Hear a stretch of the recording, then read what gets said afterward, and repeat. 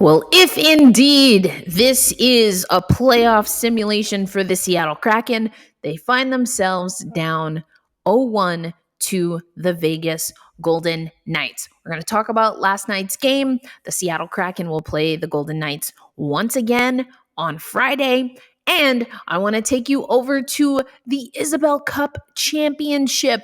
I was on the call. Congratulations to the first ever PHF and WHL back-to-back champions. All that and more coming up on Locked on Kraken. You are Locked on Kraken, your daily podcast on the Seattle Kraken, part of the Locked On Podcast Network, your team every day. We are the Seattle Kraken.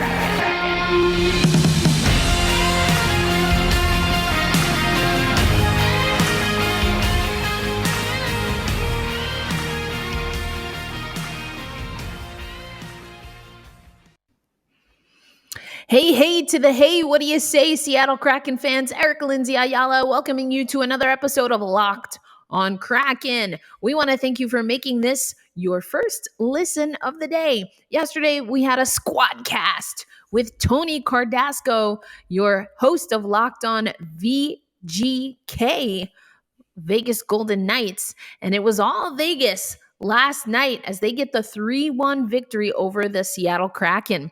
Scoreless first period, and then in the second period, that's when right off of coming off the penalty kill, the Vegas Golden Knights got a goal from Shea Theodore out the box, Lindsay Eastwood style, gets his 9th goal of the season, makes it 1-0 Vegas.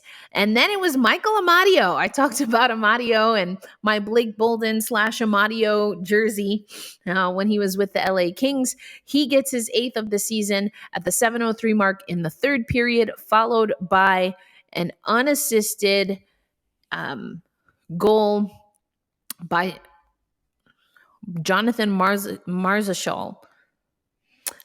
So here's the thing. Let's start with the positives. The Seattle Kraken got a great performance from Philip Grubauer. The Seattle Kraken got a great performance by Chris Driedger. I thought it was going to be Philip Grubauer that gets the start, but oh no, it's Driedger. And we're going to talk a little bit more about him in the upcoming segment, but 25 shots faced at even strength, stopped 23 of them. It was 2 for 2 on saves on the power play and shorthanded as well. Overall, made 27 of 29 saves for a .931 save percentage. Driedger is looking good. Looking good for the Seattle Kraken. All right, let's take a look at these stats and facts from yesterday's game. I'm going to share the screen for those watching on YouTube. Thank you very much for watching on YouTube. But let's take a look at what it's given us over at NHL.com. As you can see, it was Driedger in net again, and he faced 30 shots on goal, according to the stats over at NHL.com. You also see that the Seattle Kraken were outshot 30-22. Face-off wins favored the Golden Knights, but only slightly. Both were over on the power play. Talked with Tony about that. Power play, not something great. Then I want to head over to hits. 26 hits on the Seattle Kraken. Let's go to Chris Driedger. He talks about the physicality of the Seattle Kraken over the last 2 series, 2 games with LA, now the first of 2 consecutive games against the Golden Knights. And here's Driedger talking about the physicality. I do want to let you know the sound was a little bit low. I'm going to do my best to jack up that sound for you. But Driedger had some insight here. Let's head over to him post-game. This Vegas team is quite physical, and the Los Angeles team you faced 2 games before was pretty physical as well. I mean, how much of that do you think played into some of what you saw out there? You mentioned the team seemed to run out of gas the last 2 periods. How much of that? Yeah, I think we matched their physicality in LA. Just to point out one guy, I really liked how the big rig Alexiak was playing. He had another good night tonight, but when he lays that body, good things happen. There's not a whole lot of guys that want to, forecheck against him. But yeah, when we're hitting guys, and even when he had a couple hits in LA too, which was good to see. He's not known for his physicality, but when he does, it's fun to watch. So yeah, I think tonight, we just kind of took a little bit of a step back, and that's another. I mean, it's a good team over there. They know what they're doing. So I think we just regroup and come at them again on Friday. Lose track of the days here. So Driedger calling out Big Rig Alexiak there, got into a little bit of a rumble against the Las Vegas Golden Knights. The Seattle Kraken are not a physical team. I've talked about it before. Just generally speaking, hits is not a category I'm looking much at, and that probably comes from the time I spend in the women's game, and hits are just not a stat. They're not a thing. It's not that they don't happen, but they lead to a penalty. Anyway, but I thought it was interesting to hear Driedger talk about it. I also think when we're looking ahead to the future, the Seattle Kraken are not they're not a tall, they're not a physical team. They are limited. Yanni Gourde does his best, but they're limited to having a net front presence that, again, can really take the eyes away from opposing goaltenders. So I'd like to see, with all those picks, the Seattle Kraken parlay that into good moves in free agency and the like, and parlay that into some money where you're starting to see them get some physical players. I think they're going to have to play that physical game and make that a part of their repertoire. It's just not there right now. And I think they also need more of a clinical, I was calling soccer games, so I want to say like a true 10. But you want there to be someone who's just a sniper. You've got a lot of gritty hard workers on this team. You have some guys that have a little bit of finesse, but not like, oh boy, they're on the puck and it's a guaranteed goal. Or some kind of playmaking ability. And I think we need a little bit more of that. But we'll see what happens. Before we head over to the next segment, again, I want to focus on Chris Driedger a little bit. Let's hear what Dave Haxtell had to say post-game. Yeah, we didn't generate very much, especially in the second half of the game. The second period is the difference in this hockey game. There was, right after, it wasn't a shorthanded goal, but it was, a turnover right at the end of our power play, which, there's a couple of things that need to happen differently there to make sure that doesn't happen. But after that, the big difference there in the second period against a good team, we didn't take care of the puck. So turnovers lead to transition and transition offense for them. It also led to a lot of ozone time for them, for some of their good players. And when they're in the ozone, they got inside of us a lot in that second period. They beat us back to the net. They got pucks to the inside, and they got scoring opportunities out of that. That led to face-offs in our own zone, and face-offs were a real problem in the second period for us. They generated offense and again, ozone time off of those face-offs. So at the top of the show, I mentioned that first goal for Vegas, you have, again, Theodore coming out of the box after taking a penalty. It was a high stick, and then is able to convert right away. Driedger did amazing, but there were a few times that he was left out to dry, a few times where clearances are just not strong enough, and they end up on the stick of the Vegas Golden Knights. So instead of Driedger being able to reset and recover after making a save, and that puck then supposedly being cleared, that clearance goes right to the Vegas Golden Knights and leads to more shots on goal for Driedger. But I thought he did well. Again, we're going to talk about why that might be with Chris Driedger and some of the things that he's been taking up on his own. And I absolutely love it. So that's what's coming up next on Locked On Kraken. But for right now, let me tell you about Bet Online. After months of playing, college basketball has determined the top teams of the Final Four for women's and men's, and who will win the national championship in both tournaments. So betonline.net is your number one source for all your betting needs and sports info, from all the latest odds, contests, and player props. You name it. BetOnline remains the best spot for the latest sports developments, including podcasts, reviews for all the leagues this season. And of course, it's not just basketball. I mean, we're a hockey podcast and we're talking about it. And they even cover your favorite, ironically for this episode, Vegas casino games. Head to the website today or use your mobile device to learn more about the trends and action. Bet online, where the game starts. As always, I want to thank you for making Locked On Kraken your first listen of the day. And if you're listening to Locked On Kraken, you're going to love Locked On Now. Takes you around the league with our expert hosts, our insiders, so you get to know a little bit more of all the goings-on in the National Hockey League. Just like everything on the Locked On Network, you can find Locked On Now on YouTube and anywhere you listen to podcasts. Okay, so as promised, I wanted to talk about Chris Driedger. You know, I've been talking about a more equitable split in net. I am a pro Driedger in his approach. It just feels, the eye test, the field test, it just feels like it's a little bit more stable and sturdy. Now, that being said, Chris Driedger can also be a little bit more sporadic. He's not as cool and calm. Generally speaking, from what I've seen, he's not as cool and calm as Philipp Grubauer, but that might be changing as Chris Driedger talked about going to the staff and getting some coaching on the mental side of the game just to make sure that he's calm. Hello, have I not been saying he's a little bit jittery all season? And he's looked really good. I mean, he looked great in that win against the Kings.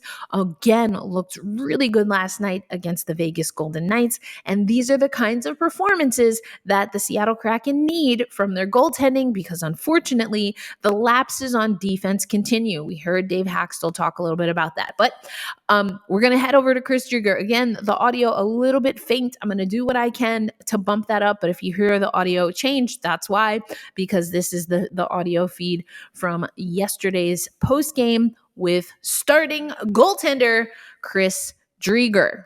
As for me, I've been feeling pretty good lately. Added a couple things to my pregame routine, took a couple things out, switched things around a little bit, and I've been feeling good the last two. I said in my last interview, but just got sick of losing, and tried to work hard and play for each other in these last few games. When you add something to your routine or you drop something from your routine, is that something you do on your own? Did a coach talk to you? Do you call your other goalies that you know well? Where does that come from? I actually have just been talking to a mental coach, sports psychologist for the last, couple weeks. Just kind of go back to basics and talk about some strategies about how I'm thinking, and I've been feeling pretty good. Just really minor tweaks, but just things like monitoring your stress levels and your breathing and stuff like that. So, I feel calm and feel like myself. Who initiated that? Was that you? Yeah. When season's not really going the way you want it to, it's you got to reach out and use your resources. So. I just reached out and figured we could tweak a couple things up, and if it's not working, then obviously there's room for change. So that's what we did. I saw the amazing Allison Lucan tweet about this, and I echo her sentiment about it's so important for athletes to talk a little bit more about the mental side of the game. And to that end, we're going to talk about the Premier Hockey Federation in the next segment, a little bit about the championship team. I don't want to spoil it in case you don't know who the champion was, but the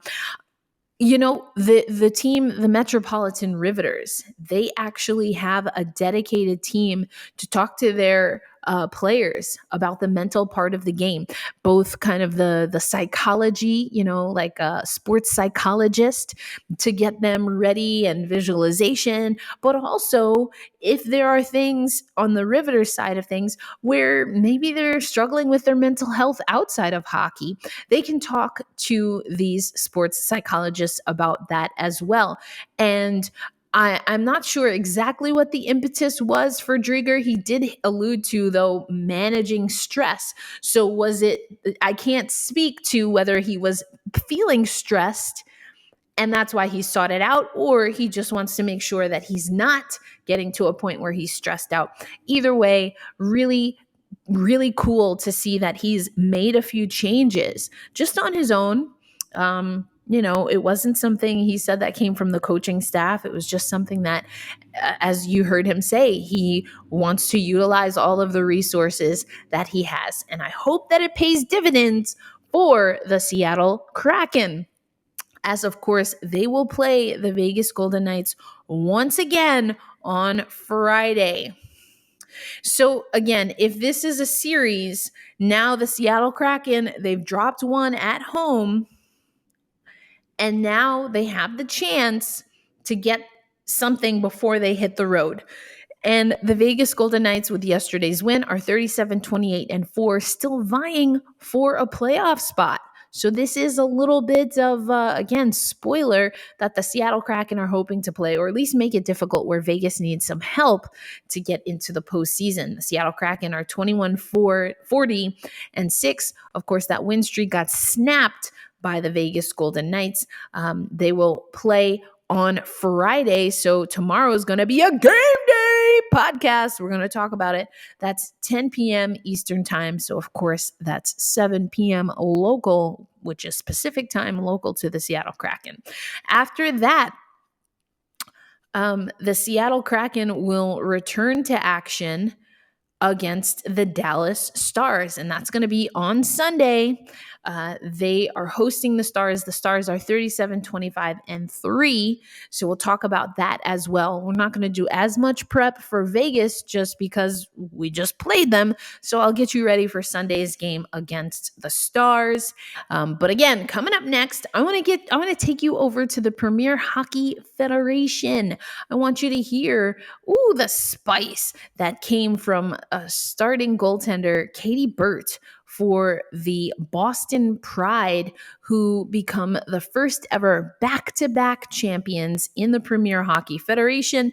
They also become the first franchise, and they are an original and they are a Founding Four franchise, but they become the first franchise to win 3 Isobel Cups. That is the culminating trophy at the end of the day. So we're going to talk about that. We're going to talk about women's hockey, Premier Hockey Federation, coming up next on Locked on Kraken. Tonight, I think our first 40 wasn't our best hockey, and like you said, backs up against the wall. I don't think they got a shot on net in the last period. That's just a hard team win. That's awesome. You guys have been so close all season. We see it the way you support each other. Even when you were down, this team never gave up. How much of a difference did that make? Oh, it's huge. The teams that are the closest win, and you can see that here. I mean, look at this. I just want to go Selly, but... All right, well, we're going to let you go, Selly. One last question. What does it mean to be back-to-back Isobel Cup champions, to be taking this trophy back to Boston? It's unreal. No one believes in us. Everybody wants us to lose.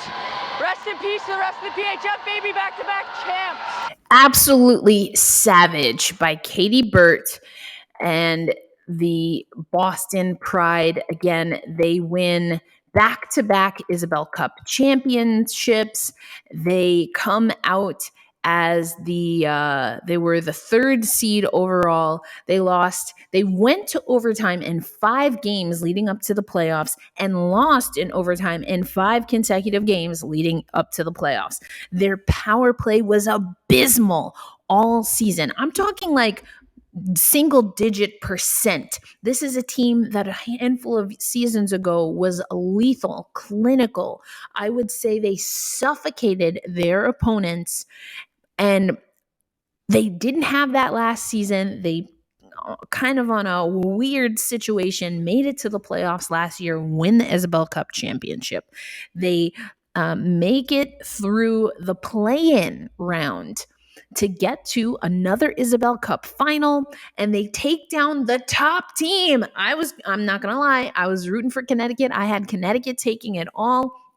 Connecticut was the most consistent team this season, but that didn't matter. You heard from Katie Burt, but now I want to take you over to Kennedy Marchment. She was the regular season scoring champion, first season in the Premier Hockey Federation with the Connecticut Whale, but played professionally overseas. Absolutely took the PHF by storm. When I asked, I asked a little bit from Kennedy Marchment, as did others, was it a lack of experience that bit Connecticut towards the end here? Here's what Kennedy Marchment, the consummate professional, had to say about that. What again, would you like to see the Connecticut Whale team be able to build off of this first final, appearance for the franchise?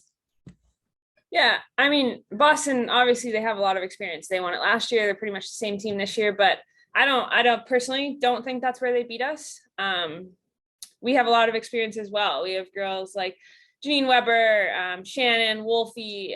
We have a lot of Fluke. We have a lot of good girls in that locker room. And even the young players that came in, like Taylor Gerard, Hannah Bates, like they weren't nervous, and their experience isn't what put us behind.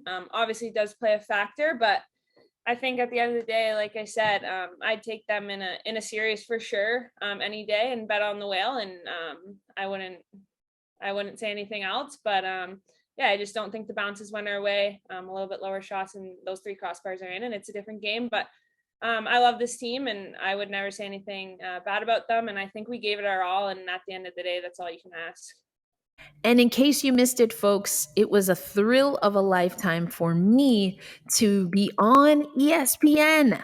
I was on ESPN. I did the pregame show along with Josh Eastern, and also was able to do a few hits at intermission for the Premier Hockey Federation. That is my 3rd or 4th PHF finals where I've been a part of the broadcast. It was absolutely amazing. I'm so thankful that I had a chance to do that.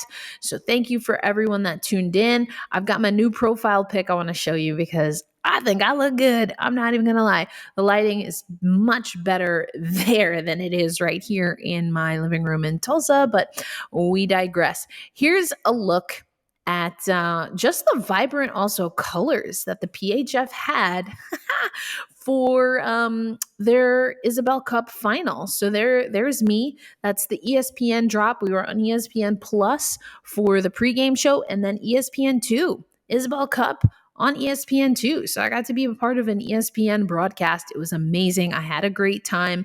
Then I stuck around to call some NWSL games, and hopefully we'll be doing a little bit more of that. But if you're local to Tulsa, come through, because the Oilers are having a doubleheader. They're bringing 2 of the PHF teams to Tulsa, Oklahoma.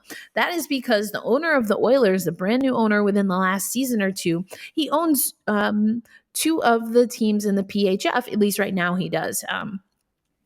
We can go into that a little bit more, but the Buffalo Buttes and the Minnesota Whitecaps will be in Tulsa. I'm hoping to be involved in that in some capacity. I mentioned it, I think, in passing. Last week was not my most consistent week, so apologies there. But I will be at the Frozen Four, the men's Frozen Four, the women's Frozen Four. We already got Ohio State as the national champion, but I will be at the men's Frozen Four as Maddie Beniers, our boy Maddie Beniers, is going for a Natty championship. Maddie for the Natty. Let's go. Let's go. Maddie for the Natty. Michigan, Denver, Minnesota, and Minnesota State are headed to Boston, shipping up to Boston to see who will take home the title. And I, along with some colleagues here and there, will pop in to talk about college hockey. That's right here on Locked On Kraken. This guy, Maddie Beniers, I got to cover him at virtually at an expansion draft. I got to cover him in the Olympics. Now I'm going to Boston to cover our first ever draft pick, number 2 overall, at the NCAA Men's Frozen Four. It's going to be exciting. Can't wait for the kid to get to Seattle. You best believe I'll be there as well. All right, folks, tomorrow's game day. So we're going to have a game day style podcast. We're going to talk, again, a little bit about Vegas, but then get you ready for the games coming up over the weekend. Until then, hold fast, stay true, and all weekend we are rooting. Let's go Kraken. I'll see you tomorrow.